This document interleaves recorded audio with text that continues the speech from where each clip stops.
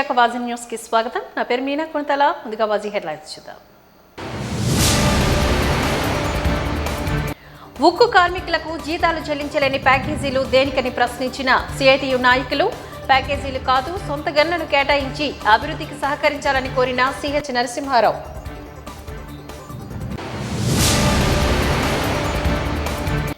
కేకే line Araku డివిజన్ను పాత వాల్తేర్ డివిజన్ల మాదిరి దక్షిణ కోస్తా రైల్వే డివిజన్లో కొనసాగించాలి సిపిఎం నాయకుల డిమాండ్.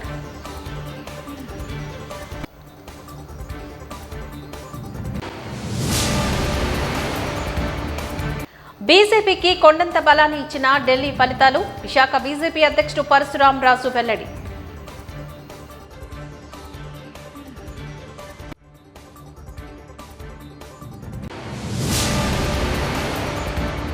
ఇక డీటెయిల్స్ చూద్దాం.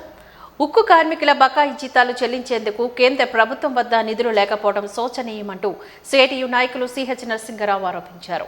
జగదంబ సిహెచ్యు కార్యాలయంలోని ఏర్పాటు చేసిన విలేకరుల సమావేశంలో ఆయన మాట్లాడుతూ 11,000 కోట్ల ప్యాకేజీ ఇచ్చామంటూ గర్వంగా చెప్పుకుంటున్న ఎన్డీఏ ప్రభుత్వం ఉక్కు కార్మికులకు జీతాలు ఎందుకు ఇవ్వలేదని స్పష్టతనివ్వాలని డిమాండ్ చేశారు. బలవంతంగా 1,600 మందికి టీఆర్ఎస్ ఇప్పించి 506 కోట్ల రూపాయల నిధులను ఎందుకు చెల్లించారు అంటూ ప్రశ్నించారు. ఇది ఉక్కు పరిరక్షణకు నాందిగా కార్మిక వర్గం పరిగణలోకి తీసుకోవట్లేదని స్పష్టం చేశారు. ఉక్కు పరిరక్షణకు కార్మిక వర్గం ఎంతటి పోరాటికైనా సిద్ధమంటూ తెలిపారు.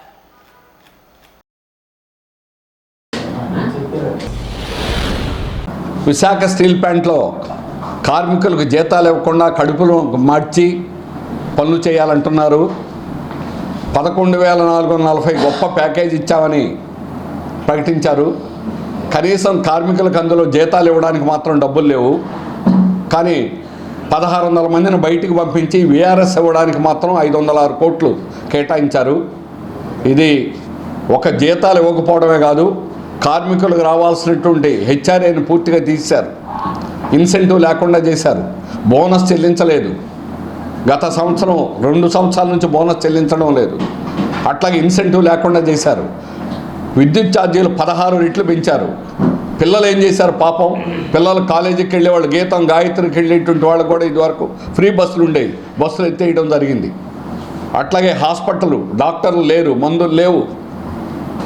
రాక్షసత్వంతో ఈరోజు కేంద్ర బీజేపీ ప్రభుత్వం కక్షపూరితంగా ఉద్యోగుల మీద కక్షగట్టి మేము ప్రైవేటీకరణ చేయాలంటే మీరు అడ్డుకుంటున్నారు, పోట్లాడుతున్నారని కార్మికుల మీద కక్ష తీర్చుకునేటువంటి ప్రయత్నాల్లో ఈరోజు కేంద్ర ప్రభుత్వం వ్యవహరిస్తూ ఉంది.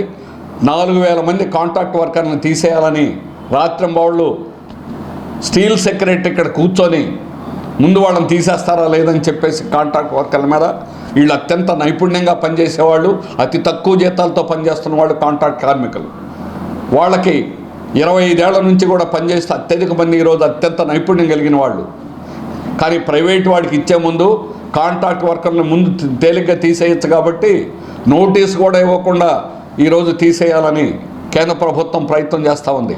అందులో భాగంగా 4,000 మందిని ఈరోజు కూడా టెంపరీ పాసులు ఇస్తామని ఉన్న పాస్ తీసేసి టెంపరీ పాసులు ఇవ్వడానికి ప్రయత్నం చేస్తూ ఉంది. దీన్ని కార్మికులు వ్యతిరేకిస్తూ ఉన్నారు. అందువల్ల ఏదో రూపంలో కాంట్రాక్ట్ వర్కర్ 4,000 మందిని ఇప్పుడు ఉన్నటువంటి వాళ్ళని తొలగించడం అని అంటే ఉత్పత్తి అనేటువంటిది సాధ్యమే కాదు.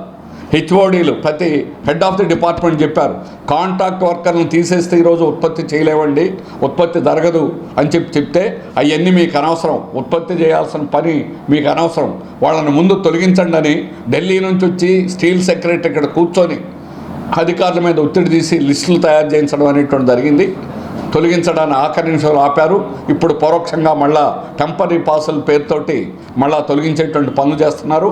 టెండర్లు ముగిసిన వెంటనే కొంతమందిని తీసేయడం అనేటువంటి జరుగుతుంది. రకరకాల పద్ధతుల్లో కాంట్రాక్ట్ కార్మికుల మీద బలి తీసుకోవడానికి, వాళ్ళ మీద వెయిట్ వేయడానికి, అత్యంత తక్కువ జీతాలతో పనిచేసే వాళ్ళ మీద వాళ్ళ జీవితాలతో ఆటలాడుతూ ఉన్నారు. ఇందులో అత్యధిక మంది నిర్వాసితులు ఉన్నారు. కాంట్రాక్ట్ వర్కర్లో అత్యధిక మంది నిర్వాసితులు పనిచేస్తూ ఉన్నారు.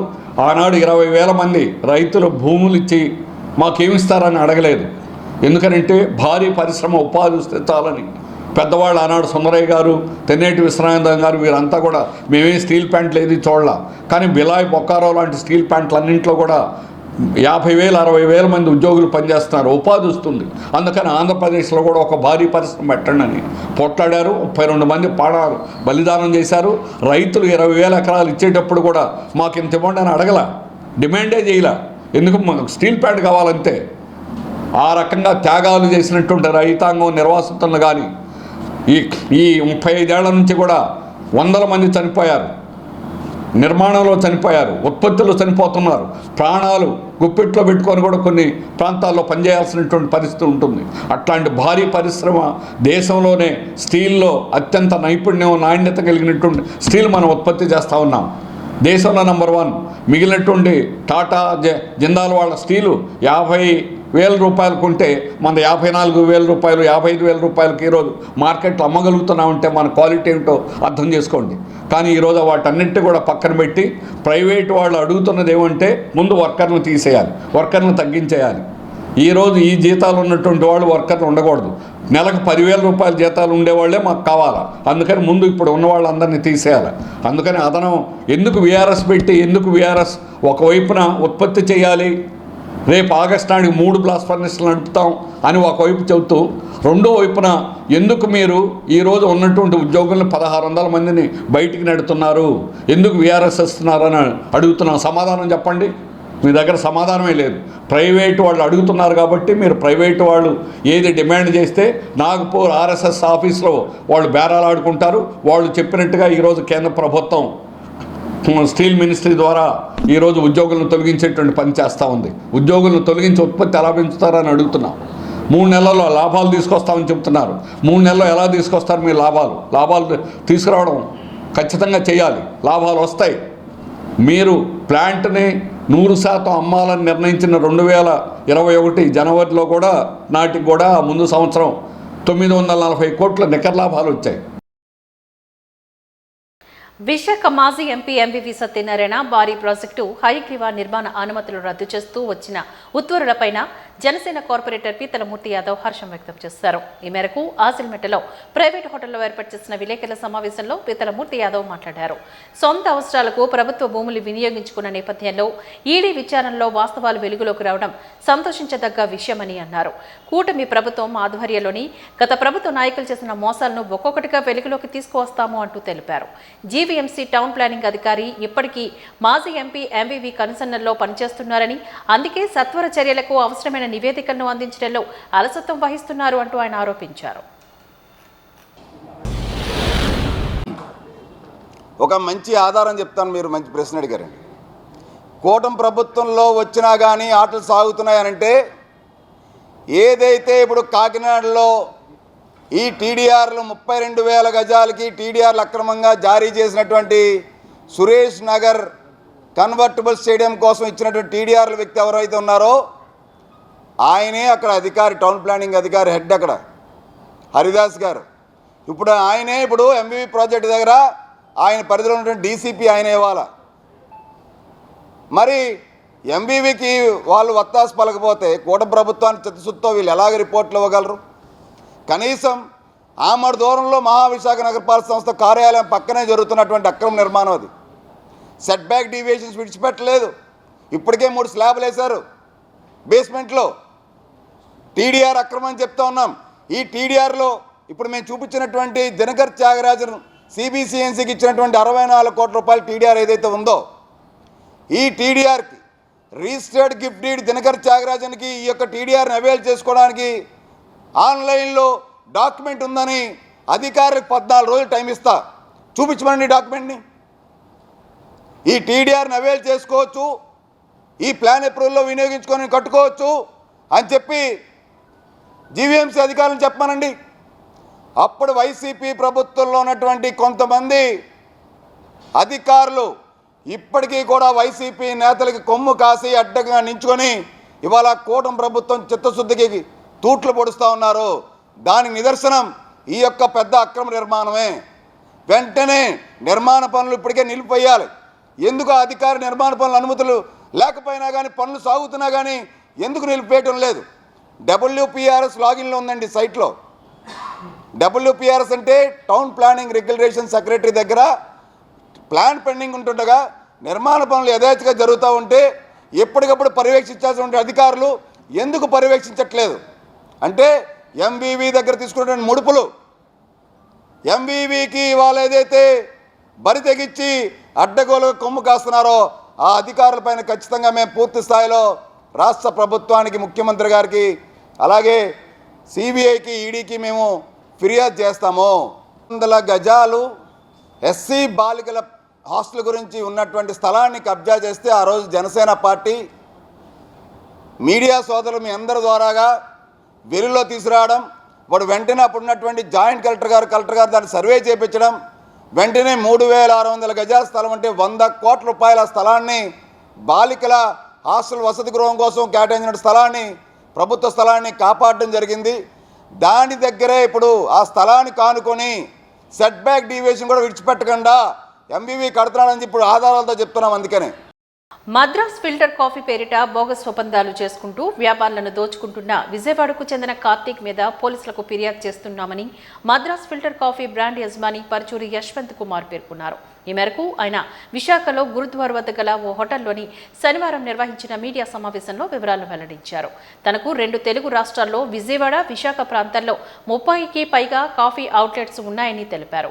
కార్తీక్ మీద ఇప్పటికే 2 తెలుగు రాష్ట్రాల్లో 7 కేసులు వచ్చాయంటూ గుర్తు చేశారు. మద్రాస్ ఫిల్టర్ కాఫీ నకిలీ లోగోలతో, నకిలీ ఇన్స్టాగ్రామ్, ఫేస్బుక్ ఐడీలతోని పలువురు వ్యాపారుల నుంచి డబ్బులు వసూలు చేసి మరీ మోసాలకు పాల్పడుతున్నాడంటూ గుర్తు చేశారు. అతని మీద విశాఖ నగర పోలీస్ కమిషనర్కు ఫిర్యాదు చేయడానికి విశాఖ వచ్చామంటూ తెలిపారు. మీడియా సమావేశంలో బాధితుడు నరేష్, ఇంకా చైతన్య కూడా పాల్గొన్నారు. సెంట్రల్ గవర్నమెంట్ వెబ్సైట్లోకి వెళ్ళిన మద్రాస్ ఫిల్టర్ కాఫీ పేరు కొడితే ఎస్ కోట దగ్గర అతనికి ఫ్రాంచైజ్ తీసుకోవడం జరిగిందండి. ఈయన మాట్లాడతాను. కార్తీక్ అనే వ్యక్తి విజయవాడ నుంచి ఇచ్చారు. నేను అడిగాను ఎప్పటి నుంచి, లాస్ట్ 1 year నుంచి ఫ్రాంచైజ్ అగ్రిమెంట్స్ ఇవ్వండి అని అడిగితే ఇప్పటికొచ్చి ఫ్రాంచైజ్ అగ్రిమెంట్స్ ఇవ్వలేదు. ప్లస్ ఆయన ఫ్రాంచైజ్ ఇచ్చినప్పుడు ఇది కోర్టు ఇంజంక్షన్లో ఉందని మెన్షన్ చేయకుండా మాకు ఫ్రాంచైజ్ ఇచ్చారు. మాకు ఫ్రాంచైజ్కి గాను 20,50,000 రూపాయలు తీసుకున్నారు ఆయన మా దగ్గర.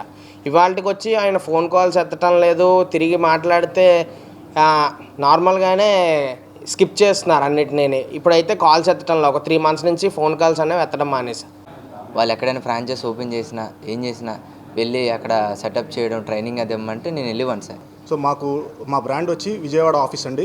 మేము లాస్ట్ 1979 నుంచి మా ఫాదర్స్ నుంచి ఈ బిజినెస్లో ఉన్నాము. ఫుడ్ అండ్ బెవరేజ్ ఫీల్డ్లో ఉన్నామండి.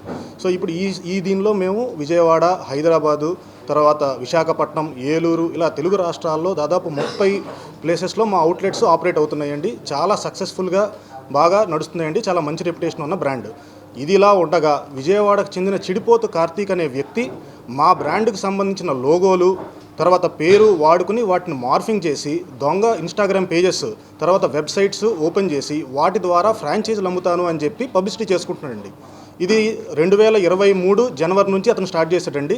దీని మీద మేము Vijayawada 7th additional district court judge గారి దగ్గరికి వెళ్ళి మనం కేసు ఫైల్ చేయడం జరిగింది. సో అప్పుడు 2023 మేలో ఈ కార్తీక్ అనే వ్యక్తి మీద కోర్టు వారు ఇంజంక్షన్ ఆర్డర్ ఇవ్వడం జరిగిందండి. ఏమని ఇచ్చారు అంటే మద్రాస్ ఫిల్టర్ కాఫీ బ్రాండ్కు సంబంధించి అతను కానీ, వారి కుటుంబ సభ్యులు కానీ, వాళ్ళ ఫ్యామిలీస్ కానీ, ఫ్రెండ్స్ కానీ, వాళ్ళ ఏజెంట్స్ కానీ, వాళ్ళ ఫ్రాంచైజీస్ కానీ ఎవరు కూడా ఆ పేరు మద్రాస్ ఫిల్టర్ కాఫీ అనే పేరు కానీ, దానికి పోలినటువంటి దగ్గరలో ఉన్నటువంటి పేరు ఓల్డ్ మద్రాస్ ఫిల్టర్ కాఫీ అని, న్యూ మద్రాస్ ఫిల్టర్ కాఫీ అని, అలా ఎటువంటి పేరుతో కూడా వ్యాపారం చేయకూడదు అని చెప్పి ఇంజంక్షన్ ఆర్డర్ ఇవ్వడం జరిగిందండి. అయినా సరే అతను ఎటువంటి భయం కానీ, చట్టం అంటే గౌరవం కానీ లేకుండా ఆ వ్యక్తి ఈరోజు కూడా మద్రాస్ ఫిల్టర్ కాఫీ అంటే అనగా 2 ఏళ్ళు అయిందండి, 2 years నుంచి అతను ఆ పేజెస్ అలాగే ఉంచి వెబ్సైట్ ద్వారా చాలామందికి తనే ఓనర్గా పరిచయం చేసుకుంటూ ఫ్రాంచైజీలు అమ్మటం జరుగుతుందండి. మేము దాని మీద అతనికి ఇన్ఫామ్ చేయడం జరిగింది, నోటీసులు ఇవ్వడం జరిగింది, పోలీస్ స్టేషన్కి వెళ్ళటం జరిగింది. ఎన్నోసార్లు ఇతను నువ్వు చేసే తప్పు, నీ వల్ల అమాయకులు చాలామంది నష్టపోతున్నారు, కోట్ల రూపాయలు పెట్టుబడి పెడుతున్నారు, దీనివల్ల చాలామంది నష్టపోతారని చెప్పి ఇన్ఫామ్ చేయడం జరిగిందండి. లీగల్గా కూడా ప్రొసీడ్ అయ్యాము, అతనికి నోటీసులు ఇవ్వడం జరిగింది. కానీ అతనికి కోర్టు వారి మీద కానీ, సమాజం మీద కానీ, అమాయకులైన ఎంటర్ప్రెన్యూర్స్ వాళ్ళ కష్టంతో డబ్బులు పెట్టి వ్యాపారాలు చేస్తున్నారు, వాళ్ళు మోసపోతున్నారు అనే ఎటువంటి భయం కానీ లేకుండా యథేచ్ఛగా ఫ్రాంచైజీలు అమ్మటం జరుగుతుందండి. సో అప్పుడు మేము అతని మీద మళ్ళీ అక్టోబర్లో మా కోర్టులో వాదోపవాదనలు విన్నాక మళ్ళీ మాకు ఆర్డర్ని కన్ఫర్మ్ చేయడం జరిగిందండి. అయినా దాని మీద కూడా అతనికి లెక్కలేదండి.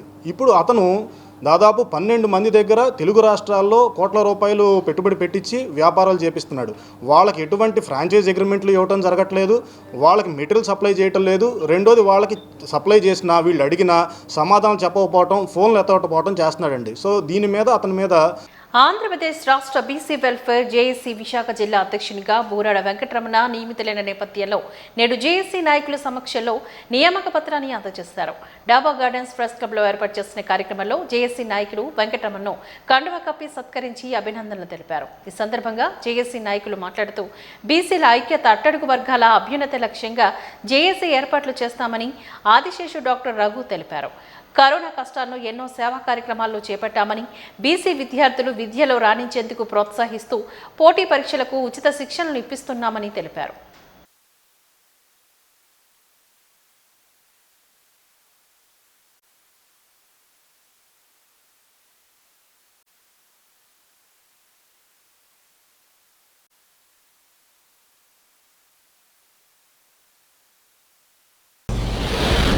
రాజ్యాధికారం వచ్చే విధంగా చేయాల్సిన అవసరం ఉంది. ఇక్కడ బీసీలందరికీ ఇప్పుడు వచ్చినాయి, మాకు నామాత్రంగా వచ్చినాయి, ఇంకా ఎక్కువ రావాలి.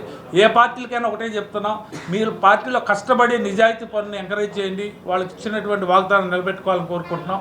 అంతేకాకుండా ఇప్పుడు జనగణన కూడా మేము రాష్ట్ర వ్యాప్తంగా తప్పనిసరిగా వెంటనే ఈ ప్రభుత్వం జనగణన చేయాలని, అట్లాగే రక్షణ చట్టం అని ఎలక్షన్ ముందు పెట్టారు, చాలా మంచి కార్యక్రమం. అయితే దాన్ని ఎమ్మటే ఆలస్యం చేయకుండా ఇంప్లిమెంట్ చేయాలని కూడా ఈ ప్రభుత్వాన్ని కోరుతున్నాం. తెలంగాణ రాష్ట్రంలో కూడా తీసుకుంటే మరి అక్కడ చాలా దారుణంగా బీసీ సెన్సెస్ని తగ్గించి చూపించారు, 50% లోపు. అది కుట్రపూరితంగా జరుగుతుంది. దాన్ని ఈ ఏపీ బీసీ వెల్ఫేర్ చేసి తీవ్రంగా ఖండిస్తుంది. కాబట్టి రానున్న రోజుల్లో సంఘాలని పటిష్టవంతం చేసి మేము ముదమ్మలాగా ఒక తల్లి బిడ్డల్లాగా ఉంటాం. కాబట్టి ఈ జేఏసీ యొక్క బలం అదే, మంచి వ్యక్తులు ఉన్నారు. కాబట్టి మేము సేవా గుణంతోనే ముందుకెళ్తున్నాం. కాబట్టి ఈ ప్రభుత్వాలు కూడా బీసీలకు ఏవైతే ఎలక్షన్ ముందు ఈ కూటమి ప్రభుత్వం ప్రకటించిందో అటువంటి వాళ్ళకి తప్పనిసరిగా మీరు నెరవేర్చాలని, మీ వాగ్దానాలు వెంటనే చేసి ఈ రక్షక చట్టం ఒకటి, తర్వాత మరి బీసీ సెన్సెస్ను కూడా ఇమీడియట్గా తీయాలని కూడా మేము డిమాండ్ చేస్తూ, మేము ఇక రానున్న రోజుల్లో ఇది బీసీ వెల్ఫేర్ జేఏసీ అనేది మనది, మనందరిది. ఇది దీంట్లో అందరం కలిసి పనిచేద్దాం, ఈ జాతి కోసం ఎంతో కొంత మనం మంచి చేయాలని. తర్వాత ఎప్పుడైతే మనకి ఆంధ్ర రాష్ట్రం తెలంగాణ ఆంధ్ర కింద విడిపోయిందో, కృష్ణయ్య గారి తాలూకు యాక్టివిటీస్ అన్నీ కూడా తెలంగాణ వరకు పరిమితం అయిపోయాయి. ఆంధ్ర రాష్ట్రంలో బలోపేతం చేయాలనేటటువంటి ఆలోచనలో 2019లో ఆదిశేషు గారు దీన్ని రీచ్ చేసి ఆంధ్ర రాష్ట్రంలో ప్రతి జిల్లాకి వెళ్ళి ఆ జిల్లా కార్యకర్తలను అందరినీ కూడా ప్రెసిడెంట్ సెక్రటరీ మంచి వ్యక్తులు నియమించడం జరిగింది. ఆర్గనైజేషన్లో ఓన్లీ బీసీలు కులంలో ఉన్నటువంటి వ్యక్తులు ఉండేవారు. ఇక్కడ బీసీ కుల అధ్యక్షులు ఇందులో సభ్యులు. ఎన్ని ఉన్నాయంటే 150 కులాల పైన ఉన్నాయి జిల్లాలో. అన్నీ అందులోనూ మనకు తెలియనటువంటి చాలా చిన్న చిన్న కులాలు ఉన్నాయి. వాటికి రిప్రజెంటేషన్ కానీ, వారికి ప్రాముఖ్యత కానీ, ప్రాధాన్యత కానీ ఏమీ లేదు. అటువంటి వాళ్ళందరినీ కూడా ఐక్యపరిచి విజయవాడలో 2 సార్లు హైలాపురిలో మీటింగ్ కండక్ట్ చేస్తున్నప్పుడు సుమారుగా 150 కులాల తాలూకా రిప్రజెంటేటివ్స్ కూడా ప్రెసిడెంట్ సెక్రటరీలో వాళ్ళ ఆర్గనైజేషన్లో ఎవరో ఒక రిప్రజెంటేషన్ వచ్చి రావడం జరిగింది. వాళ్ళ తాలూకా అనేకమైనటువంటి విషయాల్ని వాళ్ళు తెలియచేయడము.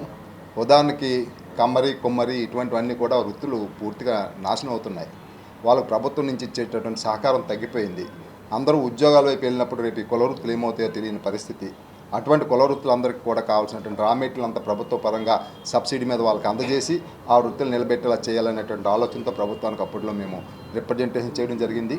అలాగనే ముఖ్యంగా ఏంటంటే విద్యలో బాగుంటే విద్యార్థులు అయిన తర్వాత ఆ కులం కానీ ఆ కుటుంబం కానీ అభివృద్ధి చెందుతున్న ఉద్దేశంతో తక్షణ వాళ్ళతో మాట్లాడి హైయర్ స్టడీ సర్కిల్లో ఫ్రీ కోచింగ్ ఇప్పిస్తూ బీసీలకి అలాగనే తోచిన ఆర్థిక సహాయం చేస్తూ అలాగనే మెడికల్ క్యాంపులని తర్వాత అవేర్నెస్ ప్రోగ్రామ్స్ అని ఇలాంటివన్నీ కండక్ట్ చేస్తూ రూట్ నుంచి బీసీలలో ఒక ఐక్యత అలాగనే వివేకాన్ని పెంపొందించే పద్ధతిలో యాక్టివిటీస్ అన్ని జరుపుతూ ఈరోజు ప్రతి జిల్లాల్లోనూ కూడా ప్రెసిడెంట్ సెక్రటరీని నియమించడం జరిగింది.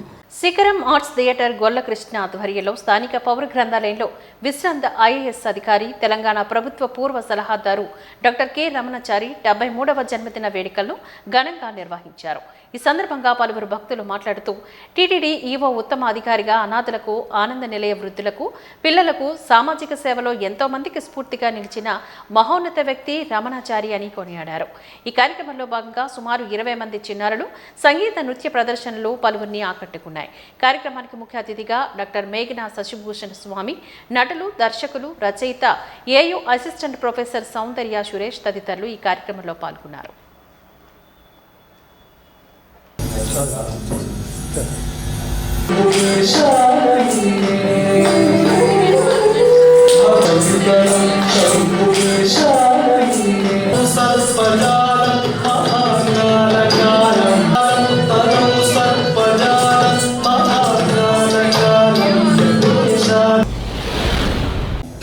సో ఏ కార్యక్రమం నిర్వహించాలన్నా కూడా కొంత శ్రమ, ఖర్చు, దానికి తోడు వచ్చేటటువంటి ఈ ఆడియన్స్ అనేది చాలా ముఖ్యం.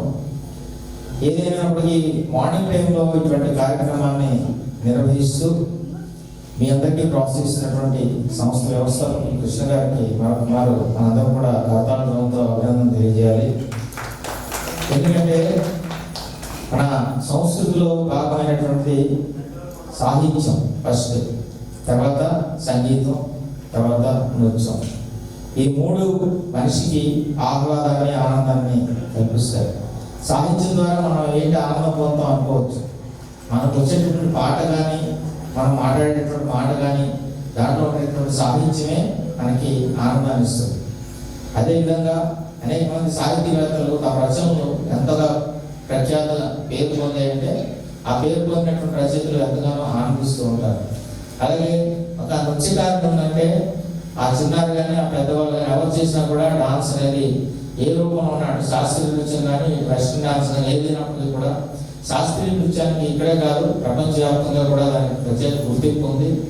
అందువల్లే మన తాళపాక సందీప్ కుమార్ గారు ఇప్పటివరకు దాదాపుగా 15 దేశాల్లో మన విశాఖపట్నం నుంచి విద్యార్థులు అలాగే కీర్తనలు పాడారు, చాలా చక్కగా పాడారు. ఎక్కడ శృతి అంటే మనం మైక్ పట్టుకుంటే ఒకలా ఉంటుంది మన శృతి, మనం మైక్ పక్కన తీసేస్తే ఒకలా ఉంటుంది మన శృతి. అలాగే పాటకు ఒకలా ఉంటుంది శృతి, పద్యానికి ఒకలా. అంటే సార్ దగ్గర నేను కూర్చొని అలా మాట్లాడచ్చో మాట్లాడకూడదు, ఎందుకంటే సార్ దాంట్లో రంగస్థల కళాకారులు వాళ్ళు. అంటే అంతే కదా సార్, నిజమే కదా నేను చెప్పింది. అలాగా మన అంటే అది మైక్ నుంచి బయటికి వెళ్ళేటప్పుడు కొంచెం డిఫరెంట్గా ఉంటుంది. అలాగే ఈ పాట అనేది సంగీతం గురించి చెప్పారు సారు. సంగీత కళ రావడము అనేది, సంగీతం నేర్చుకోవాలనేటువంటి కోరిక పుట్టడం కూడా పూర్వజన్మ సుకృతం. నాట్యం నేర్చుకోవాలనేది కూడా పూర్వజన్మ సుకృతం, ఆ యొక్క అభిలాష కలగడం. అలాంటిది ఈరోజు ఇంతమంది కళాకారులు మన విశాఖపట్నంలో ఉన్నారు అనేసి అంటే కళలని వాళ్ళు ఎత్తుక్కోవడం కాదు, ఆ కళామ్మ తల్లి ఆ పిల్లల్ని ఎత్తుక్కుంటుంది. వీళ్ళకి మన ద్వారా అంటే నా ద్వారా కావచ్చు, నా శిష్యులు కావచ్చు, వారికి మన ద్వారా ఈ కళ డెవలప్ అవుతుంది. కేకే లైన్ అరకుతో సహా పాత వాల్తేరు డివిజన్ మొత్తాన్ని నూతన విశాఖ డివిజన్లో కొనసాగించాలని వారు డిమాండ్ చేశారు.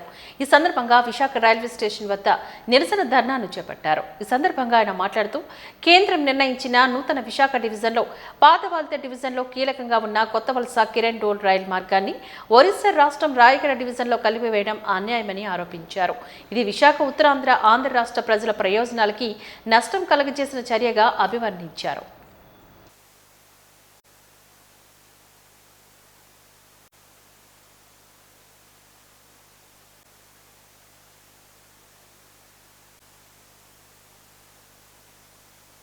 గురుస్థానం పాఠశాలల 7వ వార్షికోత్సవ వేడుకలను కళాభారతి ఆడిటోరియంలో ఘనంగా నిర్వహించారు. ఈ కార్యక్రమానికి ముఖ్య అతిథిగా deputy commissioner of police Srimati K Latha Madhuri హాజరయ్యారు.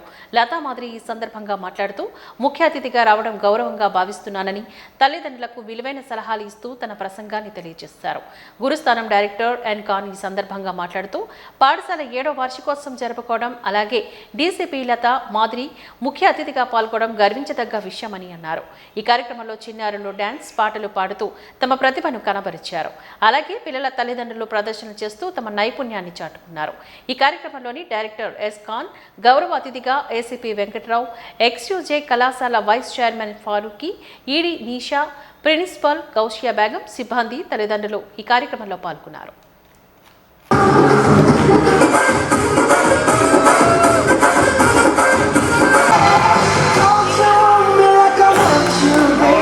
Don't you leave me like I need you now. It's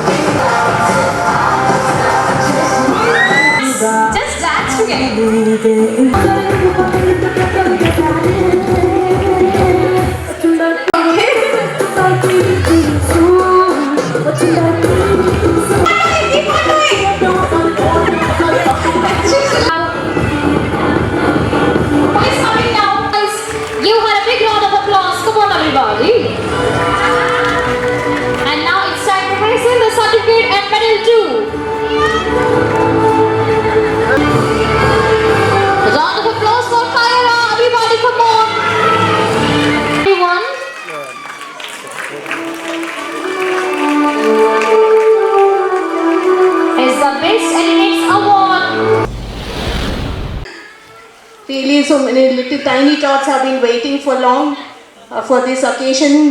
This is 7th annual day and also graduation ceremony. Really, I feel myself fortunate for having been invited to this. I have a few words for all of you. It is said, as you all know, it is said, parents are the first teachers and teachers are the second parents. You all are aware of that. Why do we call parents as the first teachers? Because as the child is born, the initial foundation is laid by the parents themselves. They teach him, they mold him. Then they give it into the hands of a teacher, they put him into the school, him or her into the school.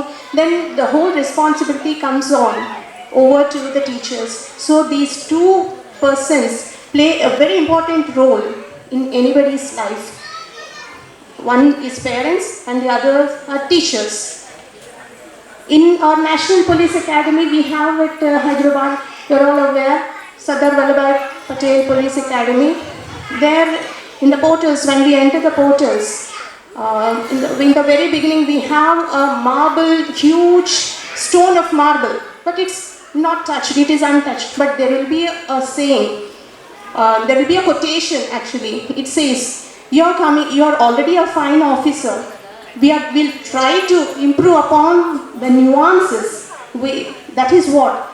So the teachers also have the role of molding a child's life. Even Michelangelo, iconic Italian sculptor, he said when people out of curiosity asked him, how do you create such masterpieces? He says, every stone, every rock has a beautiful sculpture in it. I only just carve it and bring out the best of it. And teachers and parents also have that very noble role. ఈరోజు Gurusthanam play schools Vizag 7th anniversary annual day celebrations జరుపుకోవడం జరిగిందండి. ఇక్కడ Kalabharathi auditorium మద్దిలపాలెంలో ఉన్న వెన్యూలో ఈరోజు ఈ ఒక programme conduct చేయడం జరిగింది. దీనికి as a chief guest deputy commissioner of police K Latha Madhuri madam and as a guest of honor ACP Venkatrao sir, and also as a guest of honor Sri I.H. Farooqi sir, AQJ Group of Institutions Vice Chairman అందరూ రావడం జరిగింది. ఈరోజు మా పిల్లలు parents 3 బ్రాంచ్లు కలిపి పిల్లలు parents grand parents అందరూ రావడం జరిగింది. అలాగే వాళ్ళు dance performance and other activities they have involved in.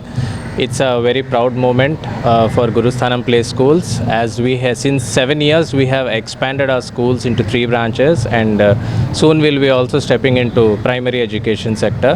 ఈరోజు వచ్చిన ముఖ్య అతిథులు అలాగే పేరెంట్స్ గ్రాండ్ పేరెంట్స్ అందరికీ మా తరపు నుంచి కృతజ్ఞతలు తెలియజేసుకుంటూ మీడియా సోదరులకి ఎప్పటిలాగా కృతజ్ఞతలు తెలియజేసుకుంటూ సెలవు తీసుకున్నాను. Thank you.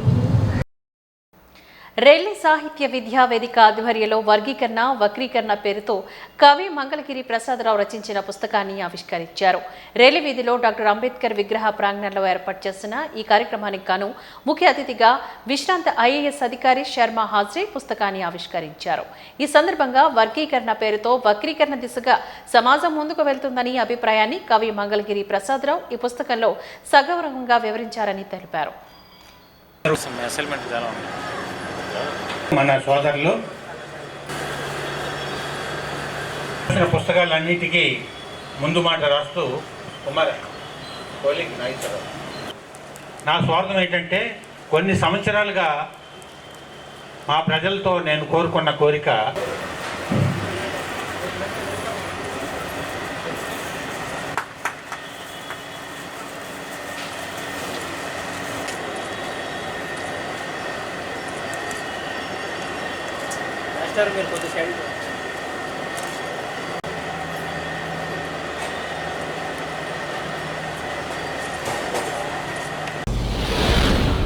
వక్రీకరణ పుస్తకాన్ని నేను రాశాను.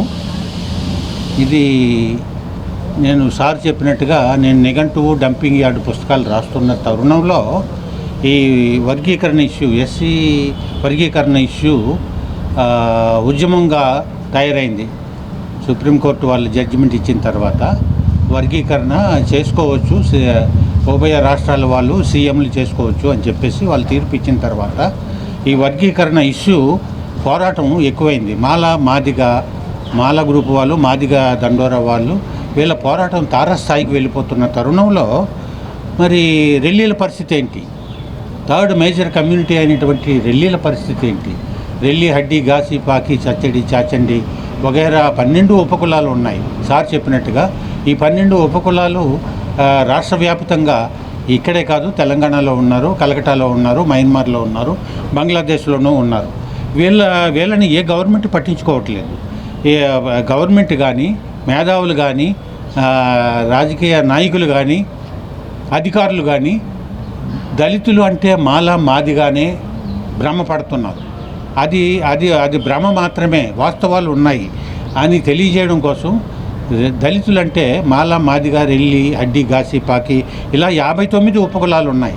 59లో కేవలం మాల, మాదిగలు మాత్రమే డెవలప్ అయ్యారు విద్యా, ఉద్యోగ, ఉపాధి, రాజకీయ రంగాలలో. మిగిలిన 57 కులాలు వాళ్ళకి ప్రాతినిధ్యం లేదు. విద్యలో కానీ, ఉద్యోగాల్లో కానీ, రాజకీయంలో కానీ ఎందులోనూ ప్రాతినిధ్యం లేదు. అందువల్ల ఈ వెనుకబడినటువంటి ఈ 57 కులాలని, ఈ రెల్లి సామాజిక వర్గం, రెల్లి కులాలని గవర్నమెంట్ వాళ్ళు గుర్తించాలి, అధికారులు గుర్తించాలి, రాజకీయ నాయకులు గుర్తించాలి, పవన్ కళ్యాణ్ గుర్తించాలి, చంద్రబాబు నాయుడు గారు గుర్తించాలి. శ్రీ మంగళగిరి ప్రసాదరావు గారి పుస్తకం ఇది, వర్గీకరణ అని. ఇది ఆయన రాసినటువంటి మొట్టమొదటి పుస్తకం కాదు ఇది. ఎందుకంటే ముందు దళితులని ఎన్నో పుస్తకాలు రాశారు. ముఖ్యంగా ఈ రెల్లి భాష మీద ఆయన నిఘంటువు రాశారు, డిక్షనరీ అనమాట. దాంట్లో ఏమిటి, ఒరియా, తెలుగు, హిందీ, రెల్లి భాషలకి పదాలన్నిటికీ ఈక్వలెంట్ వర్డ్స్ అనమాట. చాలా ముఖ్యమైనటువంటి.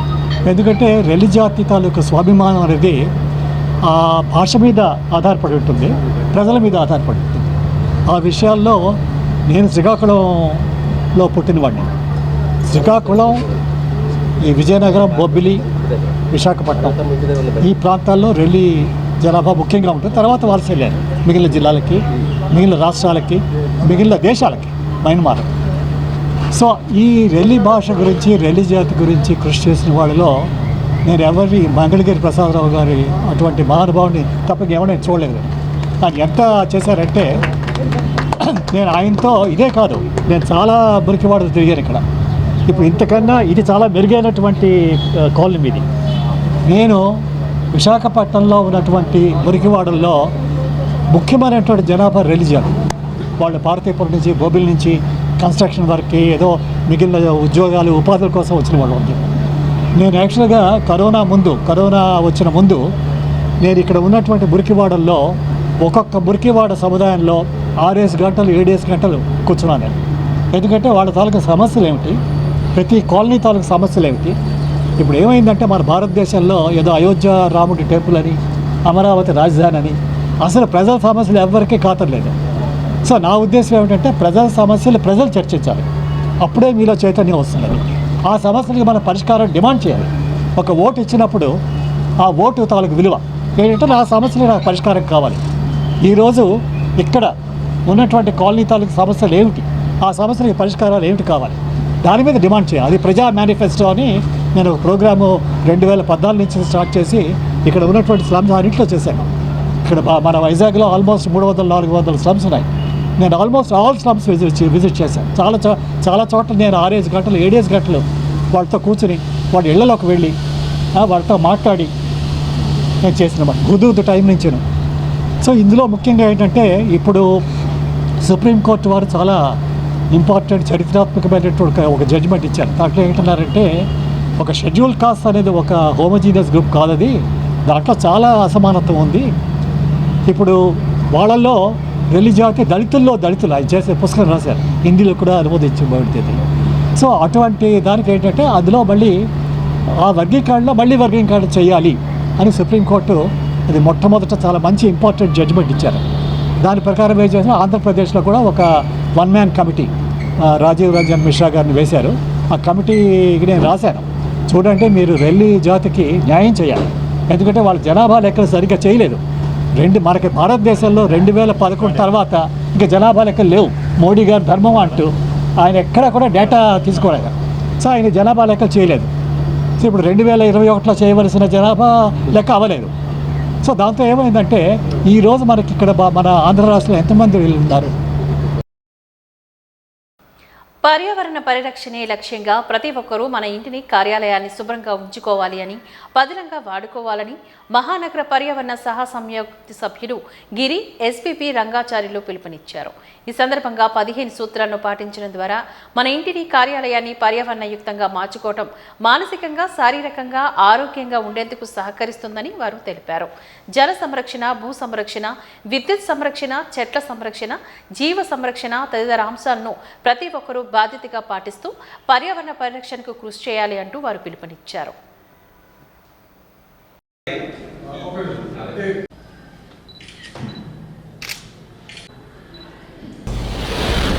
నేను పర్యావరణ సంరక్షణ గతివిధి అనే ఆర్గనైజేషన్ నుంచి పనిచేస్తున్నానండి. మేము ఈరోజు సెమినార్ చేసామండి.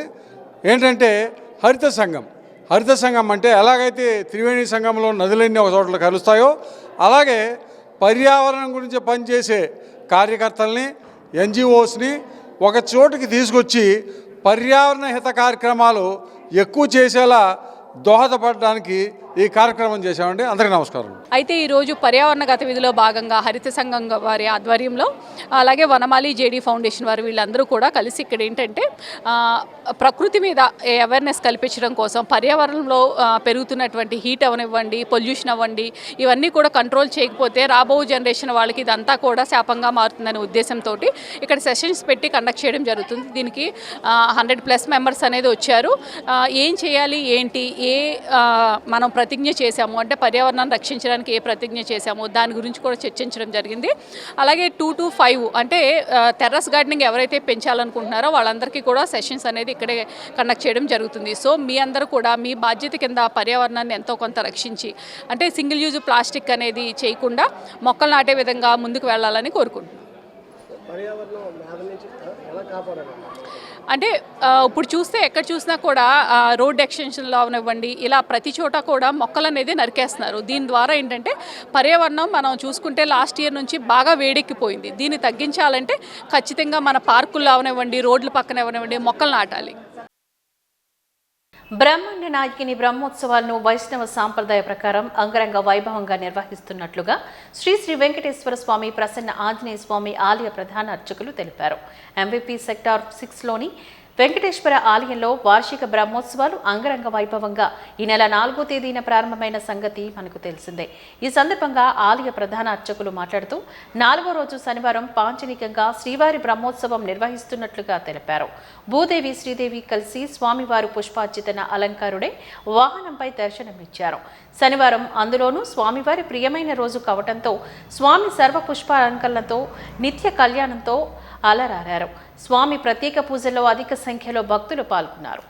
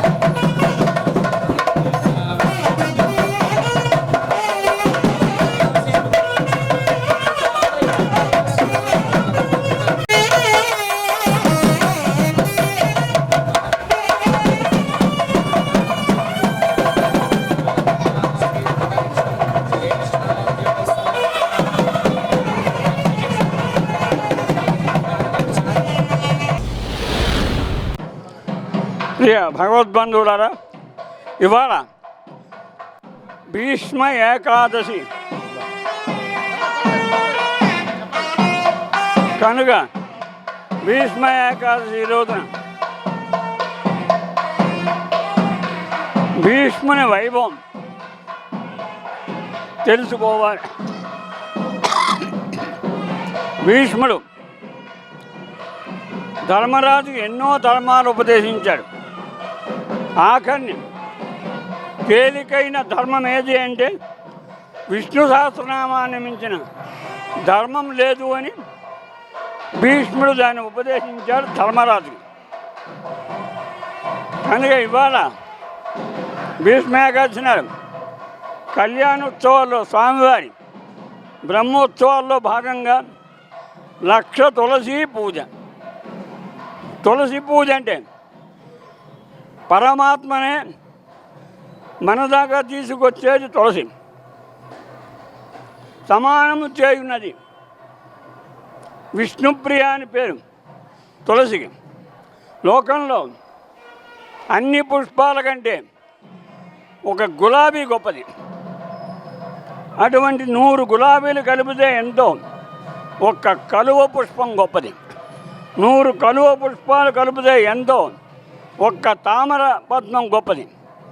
100 తామర పద్మాలు కలిపితే ఎంతో శతపద్మదళం కలిగిన పద్మం కలిగి గొప్పది. అంతకంటే 100 రెట్లు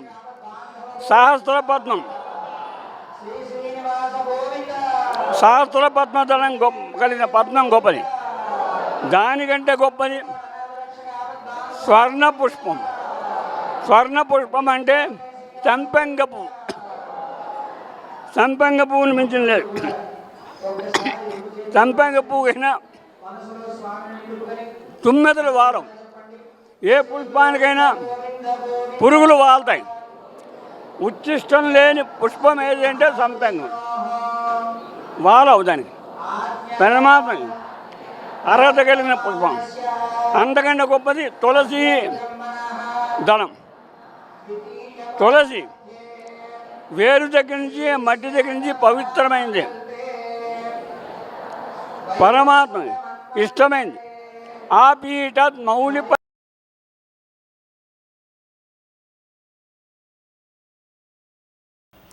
ఢిల్లీ అసెంబ్లీ ఎన్నికల ఫలితాలు బీజేపీకి కొండంత బలాన్ని ఇచ్చాయి అంటూ విశాఖపట్నం జిల్లా ఎంఎంఎన్ పరశురామరాజు పేర్కొన్నారు. విడుదలైన ఢిల్లీ అసెంబ్లీ ఎన్నికల ఫలితాల్లో బీజేపీ ఘన విజయం సాధించిన సందర్భంగా నగరంలోని లాసెస్బే కాలనీ బీజేపీ కార్యాలయంలో పార్టీ శ్రేణులు సంబరాలు చేసుకున్నారు. ఈ కార్యక్రమంలో పాల్గొన్న ఆయన మాట్లాడారు. దేశంలోనే అతి కీలకమైన ఢిల్లీలో బీజేపీ కూటమి అఖండ విజయం సాధించడం పట్ల పార్టీ శ్రేణులు ఆనందంలో ఉన్నాయని అన్నారు. ఈ కార్యక్రమంలోని నగర బీజేపీ శ్రేణులు స్వీట్లు పంచుకుంటూ ఒకరికొకరు శుభాకాంక్షలు తెలుపుకున్నారు. ఈ కార్యక్రమంలో పాల్గొన్న మాజీ ఎమ్మెల్సీ రాష్ట్ర బీజేపీ ఉపాధ్యక్షుడు పివిఎన్ మాధవ్ మాట్లాడారు. ప్రధాని నరేంద్ర మోడీ నాయకత్వంలో దేశం వికసిత భారత వైపు వడివడిగా అడుగులు వేస్తోందని, ఈ కీలక తరుణంలోని ఢిల్లీ విజయం తమకు గట్టి ఆత్మస్థైర్యాన్ని ఇచ్చిందని అన్నారు. మోడీ నేతృత్వంలో ఎన్డీఏ ప్రభుత్వం సుస్థిరమైన అభివృద్ధిని సాధిస్తూ సమర్థవంతమైన పరిపాలన అందించడంతో దేశమంతా పార్టీ పట్ల అభిమానం వెల్లివిరుస్తోందని అన్నారు. 27 సంవత్సరాల సుదీర్ఘ విరామం తర్వాత 48% పైగా ఓట్లతో అపూర్వ విజయం సాధించడం ఓ శుభ పరిమాణమని అన్నారు. ఈ కార్యక్రమంలోని విశాఖ బీజేపీ పార్లమెంట్ అధ్యక్షుడు మేడపాటి రవీంద్ర, బీజేపీ సీనియర్ నాయకులు నాగేంద్ర, సుహాసిని ఆనంద్, కూరాడ పావని, పలువురు బీజేపీ కార్యకర్తలు, అభిమానులు తదితరులు పాల్గొన్నారు. ప్రధాని నరేంద్ర మోడీ గారి నాయకత్వం జిందాబాద్ జిందాబాద్ జిందాబాద్ బీజేపీ జిందాబాద్ జిందాబాద్ జిందాబాద్ బీజేపీ జిందాబాద్.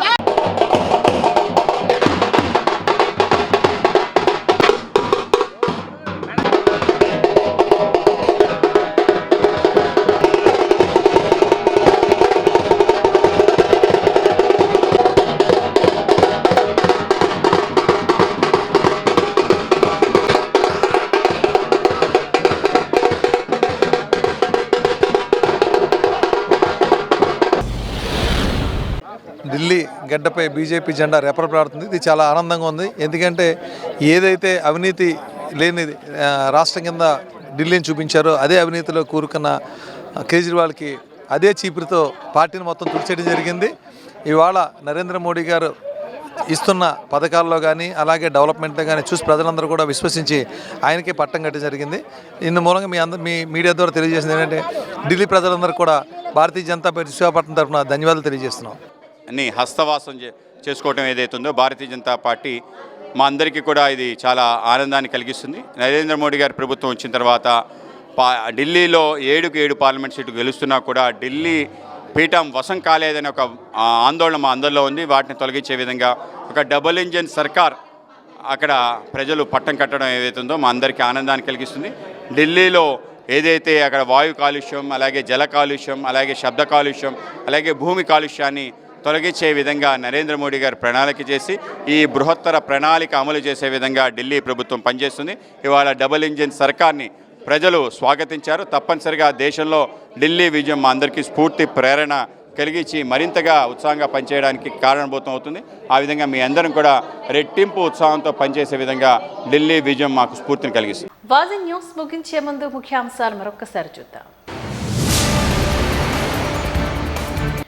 ఉక్కు కార్మికులకు జీతాలు చెల్లించలేని ప్యాకేజీలు దేనికని ప్రశ్నించిన సిఐటియు నాయకులు. ప్యాకేజీలు కాదు, సొంత గన్లను కేటాయించి అభివృద్ధికి సహకరించాలని కోరిన సిహెచ్ నరసింహారావు.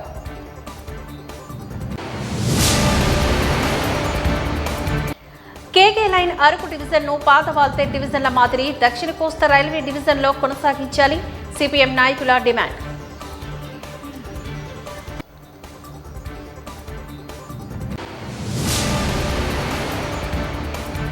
బీజేపీకి కొండంత బలాన్ని ఇచ్చిన ఢిల్లీ ఫలితాలు. విశాఖ బీజేపీ అధ్యక్షుడు పరశురాం రాజు వెల్లడి.